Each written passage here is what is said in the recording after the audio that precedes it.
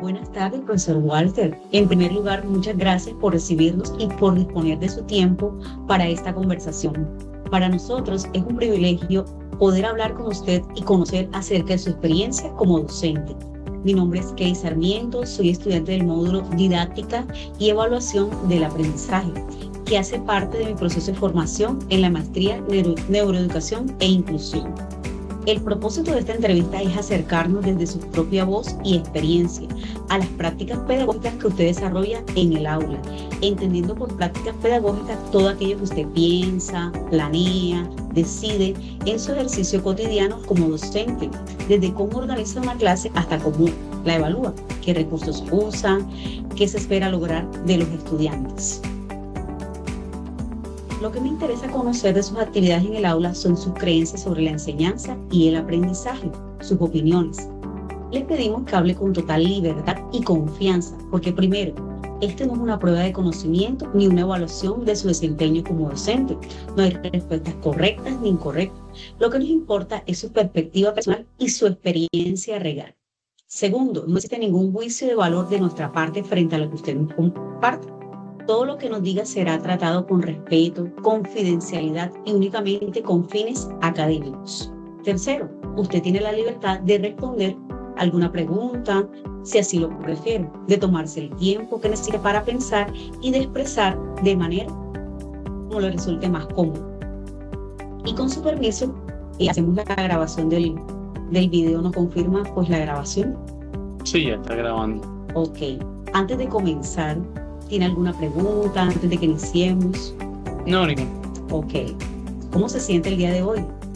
Muy bien, tranquilo. Tranquilo, qué bien. ¿Cómo estuvo la jornada? Estuvo ardua, pero bueno, uno decide si se deja cargar de esas emociones o si busca la manera de respirar y seguir el resto del día de una manera positiva. Ok, bueno, hablemos en cuanto al propósito. Para comenzar, me gustaría conocer un poco ¿qué te llevó a dedicarte a la docencia y por qué enseñas lo que enseñas? Bueno, la docencia me llevó inicialmente por casualidad, porque mi hermana estudiaba en una escuela normal y digamos que para brindarle ese apoyo a ella, pues a mí me colocaron allí. Y con el tiempo fui identificando esa vocación que tengo como maestro. En cuanto a la otra pregunta es ¿por qué enseñas lo que enseñas? Pues básicamente por vocación, pero principalmente por dedicación. Hay personas que pueden tener la vocación, pero no toman la decisión. O hay personas que toman la decisión y no tienen la vocación. En mi caso creo que es la suma de las dos cosas. Okay. ¿Hubo algo en tu historia personal o profesional que te conectó con esa área? Sí, mi hermana cuando estaba pequeña jugaba a ser profesora. Pues cogía las tablas de la cama y ponía a escribir sumas, restas y creo que esa fue la mayor aproximación que pude tener. Bueno. Pensando en tus estudiantes a largo plazo, ¿qué esperas que se lleven de tus clases más allá de los contenidos del programa? Que comprendan que hay un mundo más allá de su mundo local. Que conozcan la globalidad, pero incluso no desde el capitalismo, desde la innovación, que sí son necesarias, sino que existe un mundo donde hay otro tipo de culturas, otro tipo de identidades, otros ambientes naturales, otro tipo de ambientes sociales, otro tipo de civilizaciones, y que se ligue mucho eso a su calidad de vida, porque principalmente siento que uno educa para que nuestros niños, niñas, jóvenes y adolescentes se quiten esa venda de lo más aproximado que tengan y se extiendan ese gran mundo diverso que existe y que comprendan que todo lo que él aprende no está aislado una cosa de la otra. Nosotros los seres humanos somos lo que lo fragmentamos con las asignaturas y demás, y que el fin último no es entregar una tarea, no es entregar una actividad, no es ganar el año, sino ir desarrollando habilidades y destrezas del pensamiento para poder generar proyectos de vida y por ende apuntarle a una mejor calidad de vida a cada uno, a su familia y a su futura familia. En este sentido, ¿consideras que tu asignatura tiene un impacto en la vida cotidiana o en la transformación social de tus estudiantes? Sí, yo soy profesor de segundo grado y doy todas las materias. Entonces, sin duda alguna, pues todas tienen ese alcance. Allí lo más importante es la comprensión de que aunque todas tengan su alcance, no se tienen por qué fragmentar. Es decir, yo soy licenciado en Biología y Química y si estuviera enseñando ciencias naturales, o cualquiera de sus asignaturas específicas, yo no debo ser, no me identifico con las ciencias naturales, pero debo comprender que yo enseño también matemáticas, sociales, geometría, estadística, ética, valores desde mi área. Entiendo. Bueno, vamos desde la enseñanza. ¿Podrías describir el lugar donde trabajas, el tipo de estudiante que tienes y el entorno socioeconómico en el que se encuentra la institución? Bueno, donde yo trabajo, infortunadamente es una casa de 2 pisos que tiene un espacio muy reducido. En el primer piso tiene 3 aulas, en el segundo piso tiene 4 aulas y el espacio que en conjunto que compartimos son 2 pasillos, primer y segundo piso, y en la entrada una terraza que puede llegar a medir 4 por 6 metros, como mucho. Es una zona en estado de vulnerabilidad. Lo digo en estado porque las personas no son vulnerables. Sí somos vulnerables, pero tiene que ver más con el estado emocional. Ellas se encuentran en un estado y es en estado de vulnerabilidad desde el punto de vista económico y por ende social. Son niños y niñas de estrato 1, de estrato 2, que habitan muy cerca de la Ciénaga de Mallorquín. Se encuentran ubicados en el corregimiento de La Playa. Sus familias son muy diversas, como cualquier tipo de familia colombiana, y tenemos un gran número de familias venezolanas, lo que ha traído con eso una lectura de contexto que nos hace pensar muchas veces, o por lo menos en mi caso es, si enseño los símbolos patrios, también enseño los de Venezuela, que me ha tocado que en un aula pueden haber, de hecho hubo un año, si no estoy mal, que tenía más niños venezolanos que colombianos. Y dentro de la lectura que hago, ha aportado significativamente porque estos migrantes han traído a este territorio donde yo trabajo principios de respeto por la autoridad, principios de honestidad también. Gracias. ¿Sientes que ese contexto influye en lo que decides enseñar o cómo lo enseñas? Sí, mira que casualmente le hacía a usted la referencia ahorita, es decir, si nosotros no hacemos lectura de nuestro contexto y no aplicamos un plan de mejoramiento, pues estamos transmitiendo conocimiento. Y hoy en día hablamos de una formación y sobre todo de formación integral, y para eso hay que hacer lectura de contexto y un plan de mejora sobre esos procesos que desarrollamos. ¿Cómo decides qué contenidos son realmente importantes de enseñar y cuáles puedes dejar por fuera del programa?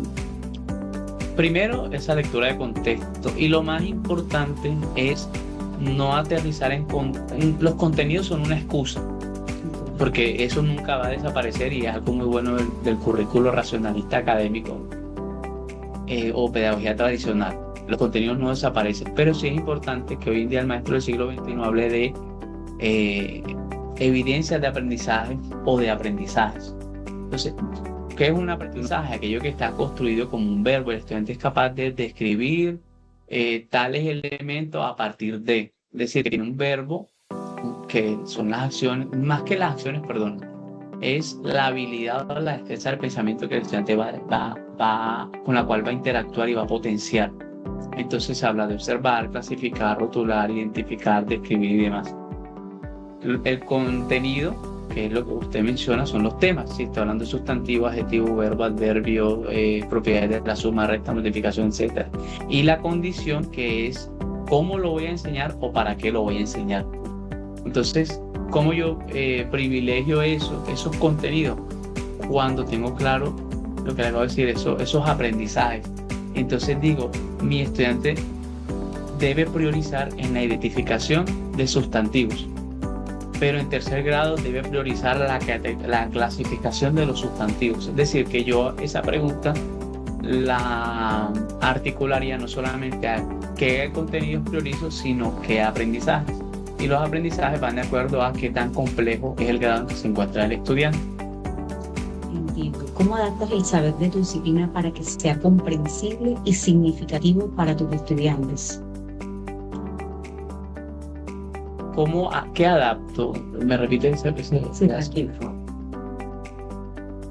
¿Cómo adaptas el saber de tu disciplina para que sea comprensible y Ok. significativo para tus estudiantes? Bueno, en educación hay una palabra muy importante hoy en día, creo que la trajo los procesos del COVID-19, no sé si antes existía, aunque bueno, dentro de un documento de lineamiento de curricular en Colombia existía plasmado, pero se hizo más fuerte en la pandemia y fue la transferencia. Todo lo que el estudiante aprende, lo aprende para la vida, pero para que aprenda para la vida debe llevar esos aprendizajes, o sea, por eso se convierten de contenidos a aprendizaje. Yo aprendo sustantivo, adjetivo, verbo y adverbio, pero cuando eso lo relaciono con la vida cotidiana, que se llama transferencia, eso se llama aprendizaje.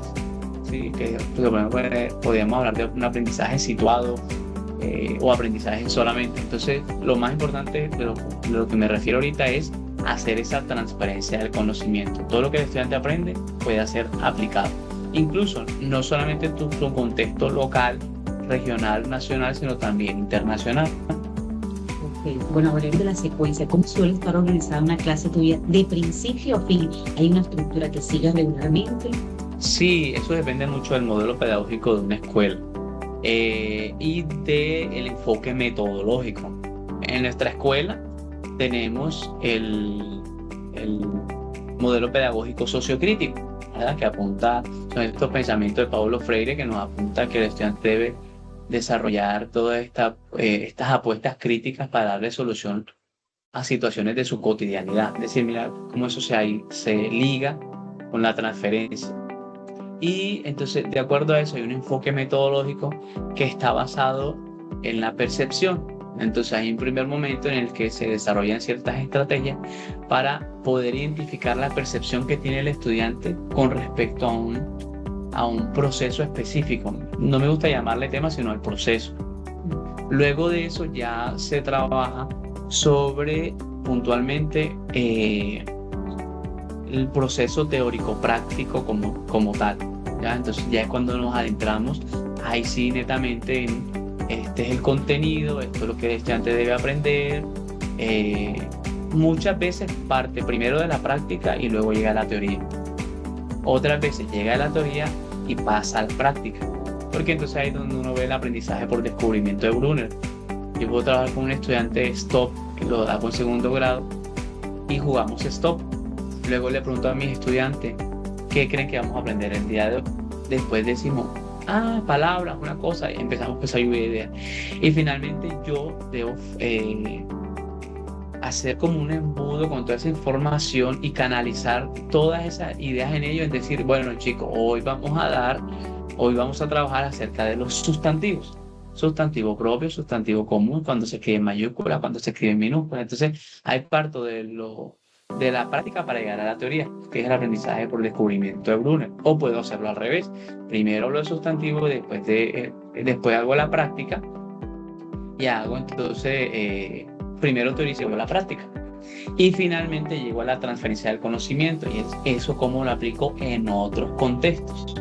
¿Ya? Que no es que yo vaya a llevar, que es un sustantivo de afuera de Colombia, no.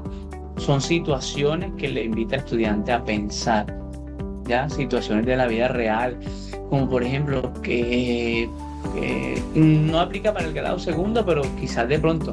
¿Por qué un estudiante, por qué creen ustedes que el compañerito se llama Junior? Ese es un sustantivo propio, pero viene de que el papá es aficionado al Junior de Barranquilla, así que eso tiene que ver con la transferencia del conocimiento, porque en el caso de los niños es algo no tan complejo. Ahora es importante mencionar que esos procesos se desarrollan no solamente en un evento pedagógico. Yo hago la planeación, pero eso me puede tardar hasta 2 semanas, ¿ya? Cada sesión, de pronto en una sola manejo percepción, en la otra manejo teorización y práctica, en la última transferencia y así. Ok, entonces veo que sueles explorar lo que los estudiantes ya saben antes de introducir un tema, que era la pregunta que venía, pero ya me la respondiste con eso. Sí. Entonces, ¿cómo cierras habitualmente tus clases? ¿Hay algo que procures que siempre ocurra antes de lo que los estudiantes se vayan? ¿Procuras algo? Sí, hay algo importante, son dos cosas. Uno, entre un momento y otro debe haber una transición armónica.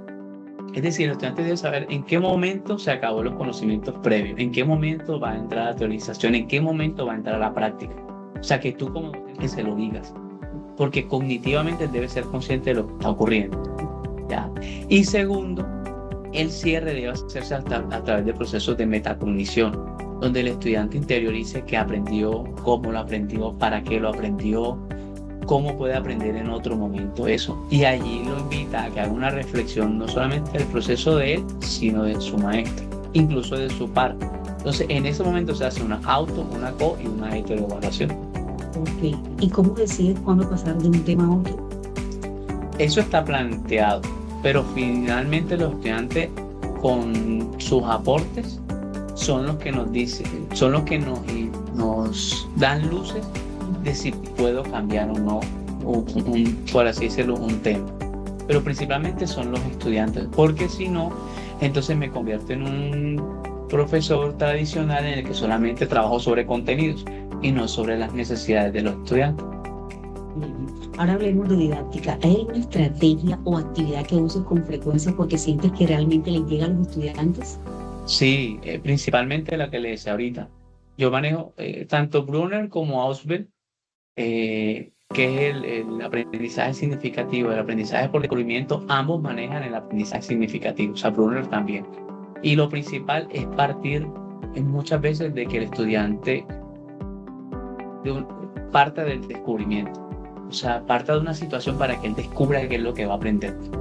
Ya, entonces, principalmente eso. Es caótico, sí, pero es importante porque cuando yo hago eso, me enfrasco no en que el estudiante me entregue una actividad específica o una tarea, sino que el estudiante verdaderamente ponga en retos en su mente y desarrolle habilidades y destrezas del pensamiento. Ok. ¿Cómo describes tu estilo personal de enseñanza? ¿Hay algo que te distinga de otros colegas que enseñan lo mismo que tú? ¿Hay algo que te distingue? Sí, el aprendizaje por descubrimiento y los procesos de metacognición cuando le hago esas preguntas a los estudiantes y las transiciones, donde independientemente de la edad que tengan los estudiantes, él debe ser muy consciente de qué momento está ocurriendo, qué momento viene después. O sea, eso no tiene que ser privilegio del maestro. ¿Has experimentado con metodologías nuevas en los últimos años y qué tenemos a intentarlo? Soy muy franco, no. Yo quisiera trabajar pedagogía por proyectos y no proyectos que sea el maestro que los haga, sino proyectos que sean los estudiantes quienes hagan el proyecto, ¿ya? Es decir, plantearles una situación y que a partir de ese proyecto trabajemos matemáticas, sociales, naturales, todas las áreas. Pero la verdad, no, en eso sí estoy un poco rezagado. Bueno, agradezco tu honestidad. ¿Cómo manejan la clase cuando el grupo está disperso, desmotivado o cuando simplemente algo no está funcionando? Es súper importante las rutinas. O sea, la rutina, el estudiante debe tener una rutina cuando entra al aula de clase, una rutina cuando va a iniciar la clase, una rutina entre las transiciones y una rutina para lo que el Estado colombiano le llama normalización. Y la normalización tiene que ver con el orden. Entonces, cuando el estudiante llega, chicos ya saben que deben ubicar los elementos en sus puestos. Cuando vamos a comenzar, ¿qué rutina? Cantar, hacer una copla, hacer alguna actividad corporal. Otra rutina, transición. En la transición entre la exploración y la teorización debe haber alguna rutina que también tiene que ver con la parte lúdica, corporal, no sé, en fin. ¿Y cuál es la...? ¿Qué tan seguido permites que sean ellos quienes propongan o lideren o dirigen parte de tu clase? Propongan, sí. Sí proponen. Sí proponen y mucho. Lideren sería lo ideal. Yo le llamo eso como nociones. Ellos pueden tener cierta noción de liderazgo y se les da cierta autonomía, pero la experiencia me dice que infortunadamente hay que darle cierto liderazgo, pero estar muy al pendiente de ellos porque pues no están en edad de direccionar todo un equipo. Se le da voz, pero no todo el liderazgo por la que tiene. Perfecto. ¿Cómo fomentas la participación e inclusión de estudiantes con diferentes ritmos, estilos y condiciones de aprendizaje? Eso es complejo. Yo te soy franco, eso es complejo. Que uno intente hacerlo, sí, a través de precisamente cuando hay alguna actividad, mirar en qué habilidad tiene el estudiante para decirle, ven, apoya a este equipo en esto. También cuando uno reiteradamente le dice, fulanito, ven, respóndeme esto, ayúdame con esto, ya, uno intenta hacerlo. Pero infortunadamente la realidad colombiana es que somos escuelas incluyentes, pero de papel. Somos integradoras. Los integramos a la hora de clase, pero no los incluimos. Porque los incluimos cuando hacemos todo un proceso curricular, hacemos de pronto el PR, por ejemplo, pero también necesitamos un apoyo de otro tipo de expertos que no los tenemos. Entonces, infortunadamente el estudiante muchas veces no avanza porque por más que el maestro quiera, no estamos formados para la inclusión, sino para la integración, que la integración es tener al estudiante ahí en el aula. Gracias. Bueno, ahora pasemos a los recursos. ¿Con qué materiales, herramientas, apoyos cuentas habitualmente para desarrollar tus clases? Los principales materiales que uno cuenta son con elementos de la cotidianidad. A mí me gusta mucho reforzar el hecho de que el maestro, no, más allá de ser creativo, debe ser recursivo, debe trabajar con lo que tiene. Y los materiales que nosotros tenemos, es decir, a los niños, traigan mañana una bolsa, traigan mañana un palito de paleta. Una experiencia, por ejemplo, que yo tengo es que compro unos paquetes de arepas y traigo un icopor arriba y uno abajo, redondos, así que las arepas son redondas. Yo los guardo. Y cuando llega el momento de trabajar el reloj, y ellos están limpiecitos, se los entrego a los niños, le pido ciertas cositas, revistas, ellos recortan de la revista recortan los números, los pegan y ahí vamos mirando cómo hacen para las demás cosas. O sea, lo principal es saber que en el mundo debemos trabajar esa dimensión de la conciencia ambiental y que el mayor recurso que tenemos es lo que ya hemos usado. ¿Sientes que tienes lo necesario para enseñar como quieres o hay recursos que te hacen falta con frecuencia? Más que recursos son un ambiente adecuado. Aulas mucho más extensas, recursos digitales a la mano, una ambientación adecuada, un flujo de corriente de aire adecuado, sobre todo porque uno de los principales problemas que tenemos hoy en día, no solamente los maestros sino los estudiantes, es la parte emocional. Y tenemos que brindarle toda una ambientación para sentirse en un ambiente seguro, tranquilo y que nos invite a producir, a crear, a explorar, a ser creativos. Claro, el ambiente es indispensable. ¿Incorporas herramientas digitales en tus clases? En realidad no mucho. Instrumentos sí, o sea, porque depende de la connotación de herramientas. Instrumentos sí, porque utilizo computador, videos, algunas grabaciones de audio que yo hago por WhatsApp, mando grabaciones de audio. Con algunas, no de instrucciones, sino de pronto les mando, niños, imagínense que hoy amaneció el día soleado,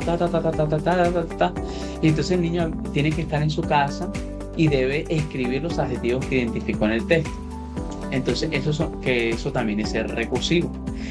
Pero infortunadamente, por ejemplo, todas estas herramientas de Mentimeter, de un Padlet y eso, no.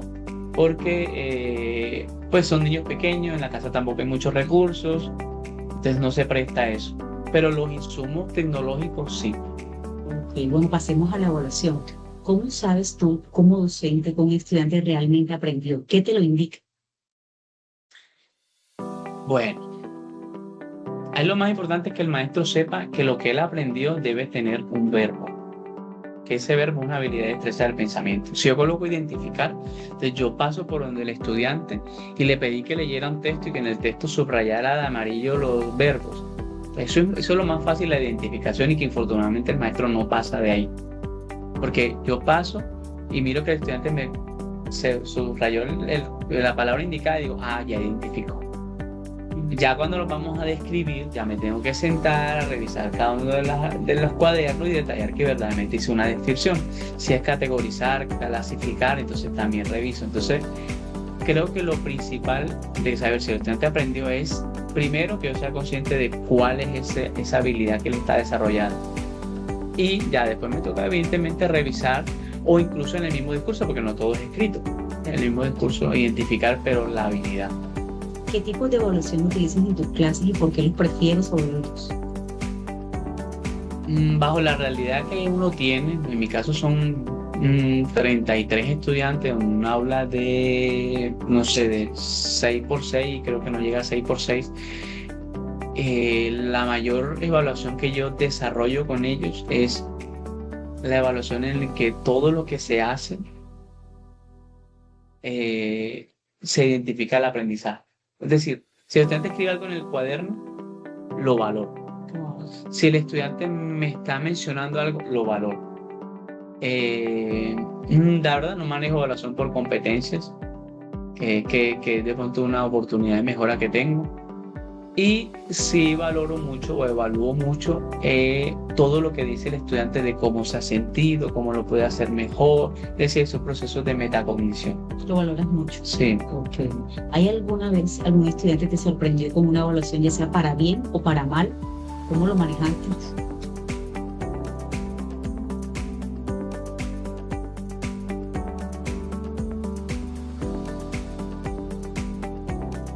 Así una evaluación específica que yo diga que me sorprendió para bien o para mal, yo pensaría que no, porque parece mentira, de seguro sí, pero es que si el estudiante durante todo el primer trimestre me hizo 12 actividades, yo las valoro todas por igual.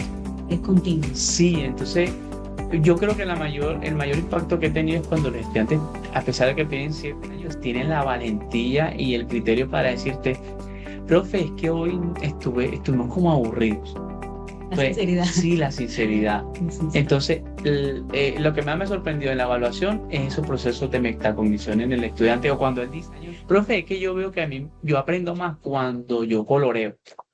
Y de verdad uno lo pone, no a colorear de hacer cualquier trazo, no, sino que yo le mando a hacer una lectura y una comprensión lectora, y le digo que las respuestas de la primera pregunta me la subraya en el texto de color amarillo.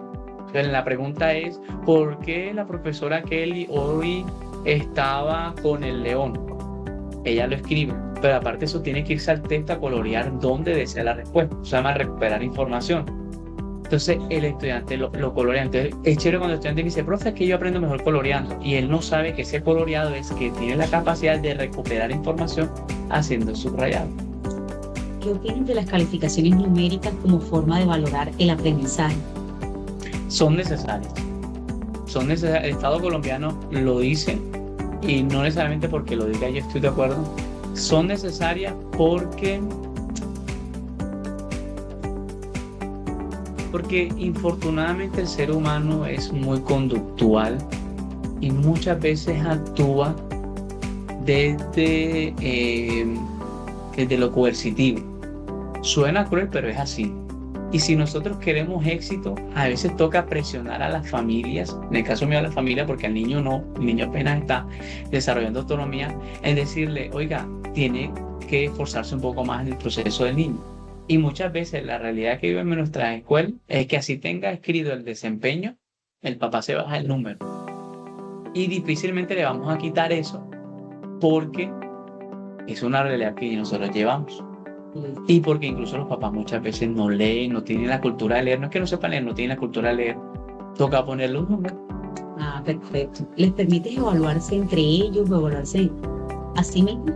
Sí, claro, con ese proceso de metacognición que he mencionado. Bueno, pasemos a la transposición didáctica.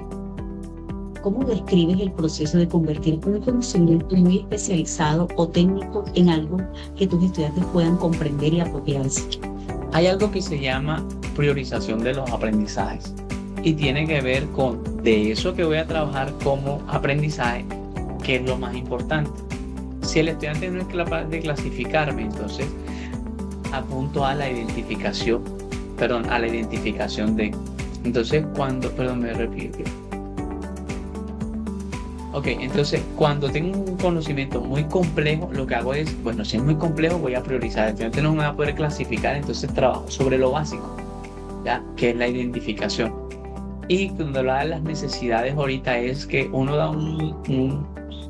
está en un proceso de formación con los niños, y uno dice: ¿qué es lo que verdaderamente le va a ser útil al estudiante? Lo que es útil lo trabajo, lo que no es útil lo omito. Entonces, hay trabajo sobre las necesidades. ¿Por qué digo las necesidades? Porque de pronto el estudiante tiene un interés en algo.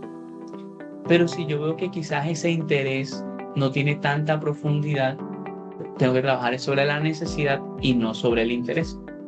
¿Alguna vez has tenido que explicar un concepto muy complejo de formas completamente diferentes para distintos grupos? Bueno, como yo soy licenciado en biología química, entonces, por ejemplo, cuando trabajo con los niños, los reinos de los seres vivos, entonces les manejo, por ejemplo, le hablo de los pseudópodos. Entonces, cuando estamos hablando de las amebas, entonces digo, no, que los protozoos, y los niños dicen, pero ¿qué es un protozoo? Entonces, no, que se parece a una bacteria. Entonces, ahí lo más importante es generar analogía, aprender por analogía. Una ameba se parece a una bacteria, pero no es una bacteria y tiene unos pseudópodos, entonces se parece al movimiento de un gusano y eso que le permite hacer desplazamiento. Entonces, yo creo que lo más importante es hacer analogía cuando uno está explicando ese tipo de conceptos. ¿Crees que cualquier profesional puede enseñar tu disciplina o consideras que se necesita una formación pedagógica específica para hacerlo bien? Ahí yo hablo de la relatividad. Yo conozco profesores que no son licenciados y son muy buenos docentes. Y hay unos docentes que son licenciados con muchos posgrados y no son buenos docentes. Entonces, ahí donde hablo de la vocación y de la decisión. Entonces, ahí la verdad yo pensaría que cualquier realidad puede ser válida. Gracias por tu punto de vista. Pasemos a las taxonomías del aprendizaje. ¿Qué te conformas con que recuerden o repitan los contenidos o buscas que lleguen a niveles más profundos como analizar, crear o aplicar lo aprendido en situaciones nuevas? Sí, claro. Ahí lo más importante es que no es conformarse y no es que el estudiante se vuelva un recitador. Tú le puedes ser un estudiante de sexto grado que es la celular de la unidad funcional, estructural, reproductiva de todo ser vivo. Ajá, sí, pero no te puedes conformar con eso. Porque es la unidad funcional, porque es estructural, porque es anatómica, porque es decir, Ir más allá. Ir más allá. Eso se llama, o sea, que la epistemología, que son esos conocimientos, tengan una justificación, una etimología, es decir, dice el origen de la palabra, por qué se llama de esa manera, es decir, justificar todo. E incluso ahí hay un gran error que a veces tenemos los maestros y son problemas de tipo epistemológico. Muchas veces enseñamos cosas que ya están actualizadas. Entonces las seguimos enseñando como se estaban desarrollando antes. Yo he tenido el infortunio, ya no, pero hace como 10 años atrás vi una profesora que le está enseñando a los niños el reino mineral.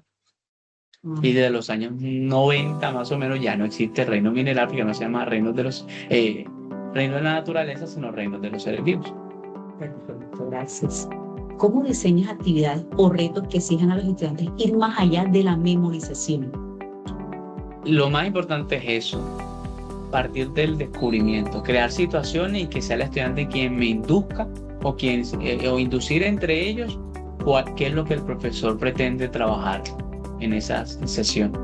Nos pasemos al último punto, que es modelos pedagógicos. Para entender mejor la filosofía del pleno de enseñanza, ¿cómo describirías tu rol en el aula? ¿Te ves más allá como un transmisor de conocimiento, como un guía o como un facilitador o de otra manera? Eso hablaba mucho ahorita de la relatividad. Bajo la realidad que uno intenta ser facilitador, ¿sí?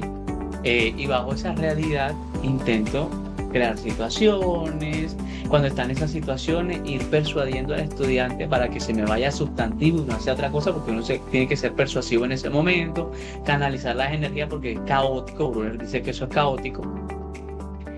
Pero la realidad es que, infortunadamente, como soy tutor de todas las áreas, no puedo ser así todo el tiempo porque incluso mi energía no daba eso. Infortunadamente es cuando rezagamos algunas asignaturas o materias que son importantes para el ser humano. Soy franco, como la ética de valores, como la educación física, como el arte, y ahí se vuelve uno un catedrático o un copien del tablero de esto o un cumplimiento, y el cumplimiento es que le pego una hojita para que la termine en la casa, pero hace parte de la misma realidad. Perfecto. ¿Los consideras receptores de información o lo ves como constructores activos en su propio aprendizaje? No, ellos son constructores. Incluso ahí donde uno maneja es, el estudiante tiene que construir su propio conocimiento. Porque incluso hoy en día hablar de transmisión de conocimiento, a mi juicio, eso no debe mencionarse porque uno transmite cultura. Cuando ya tú hablas de transmitir, es cuando yo te lo doy, ¿verdad? Y tú te vuelves un receptor. Entonces, eso no debería existir en las aulas de clase. Ellos siempre tienen que ser constructores y debe ser uno consciente de que así como cuando uno tiene una vivienda que se construye un edificio, también se construyen casas pequeñitas, se construyen cabañas, se construyen mansiones, se construyen quintas. O sea, no todos van a construir lo mismo ni en la misma magnitud. Desde una mirada más crítica, ¿qué opinas de la forma en que tus colegas enseñan la misma asignatura o área? ¿Hay algo que admires o algo con lo que no estés de acuerdo con ellos? Sí, admiro mucho que cada profesor entrega su milla extra en lo que es capaz de hacer. Nosotros los maestros tenemos un sello particular y por eso es importante a veces que el estudiante rote entre profesores, porque cada profesor le aporta algo particular. Eso es lo que admiro mucho, que quien da su milla extra lo da después de lo que puede dar, ¿ya? Que no me gusta o que difiero mucho de ellos, el poco sentido de pertenencia que muchas veces podemos, porque me incluyo, podemos llegar a tener. Yo estoy en una escuela pública y nos cargamos de quejas, de lamentos, pero muchas veces hablamos sobre cosas que nosotros no le podemos dar solución. Entonces los maestros tenemos que aprender a soltar ese tipo de situaciones en las que si yo no tengo una solución, no lo menciono. Alguna vez un profesor me decía, profesor Pedro Ferrer de la O, si usted me va a poner un problema, póngame 3 soluciones o no me ponga el problema. Los maestros tenemos que aprender a eso. Muy bien. ¿Sientes que lo que crees sobre cómo se aprende realmente se refleja en cómo enseñas y cómo evalúas? No necesariamente, porque hay niños que de verdad de casa tienen un gran apoyo y hay uno tiene que ser honesto. Hay niños que de verdad, por más que tú seas muy creativo, gran parte de lo que aprenden lo aprenden en casa, ¿ya? Y hay que ser realista, que hay niños que no sé, tú puedes ser muy tradicional y eso, pero te funciona el método, ¿verdad? Entonces, eso es relativo. Pero yo sí digo que el maestro no puede atribuirse todo, ni todo lo positivo ni todo lo negativo, porque la familia influye mucho. ¿Hay algo que quieras agregar, algo que consideres importante sobre tu práctica que no te haya preguntado? De pronto lo de la planeación, que sí se hace necesario, que uno sea consciente de que las secuencias de planeación no pueden ser desarrollados en un solo momento. O sea, es importante considerar, decirle al maestro cuánto dura tu secuencia didáctica, ¿ya? Sería indispensable. Y otra pregunta muy importante es, ¿qué enfoque metodológico se desarrolla en tu escuela? ¿O qué modelo? Porque los maestros muchas veces no distinguimos qué es un modelo pedagógico o qué es un enfoque metodológico. Y el modelo pedagógico integra todo lo que se hace en la escuela. Perfil del estudiante, perfil del egresado, tiene que ver mucho con... O sea, está en el horizonte institucional, pero menciona a todos los actores, ¿ya? Cuando ya te vas al enfoque metodológico, ya es en el quehacer pedagógico específico. Entonces, ese quehacer pedagógico específico puede ir apuntando al aprendizaje por descubrimiento, por pedagogía por proyecto, aprendizaje significativo, en fin. Pues incluso la pedagogía conceptual, que puede ser un modelo pedagógico, pero también un enfoque metodológico. Bueno, si pudieras cambiar una sola cosa de cómo se enseña hoy en las instituciones educativas, ¿qué sería? Cambiar una sola... Ay, sí, yo omitiría los cuadernos. Sí, yo omitiría los cuadernos por completo, porque es que finalmente lo que se hace con los cuadernos es depositar una información que muchas veces, yo te puedo decir que más del 80% de los estudiantes no mira el cuaderno nuevamente. Entonces se convierte en un depositario. Entonces el maestro deposita en el estudiante y el estudiante deposita en el cuaderno y de ahí no trasciende la educación. Si nos quitamos los cuadernos, el marcador y el tablero, el maestro se ve obligado a trabajar sobre situaciones concretas, situaciones que les desarrollen más habilidades y destrezas del pensamiento y sobre todo la habilidad comunicativa. Me encantó tu respuesta, de verdad. Me dejaste sorprendido. ¿Qué es lo que más disfrutas de ser docente y qué es lo que más te desafía? Lo que más me gusta de ser docente es que uno cree que uno le va a transformar la vida a ellos o que uno le alegra la vida a ellos y no. Ellos son los que le alegran la vida a uno, lo que cobra sentido o cobra mayor sentido de la vida de uno. Y el mayor desafío que hay, infortunadamente hoy en día, yo que soy un hombre, profesor, hombre en el aula de clase con niños de segundo grado, es esa distancia que debe existir por respeto al niño, por no incurrir en romper los límites. Entonces, esa afectividad que antes era muy evidente, en el que tú podías abrazar a un niño, darle muestra de afecto, hoy en día se ha perdido, producto de las mismas situaciones que están ocurriendo hoy en día.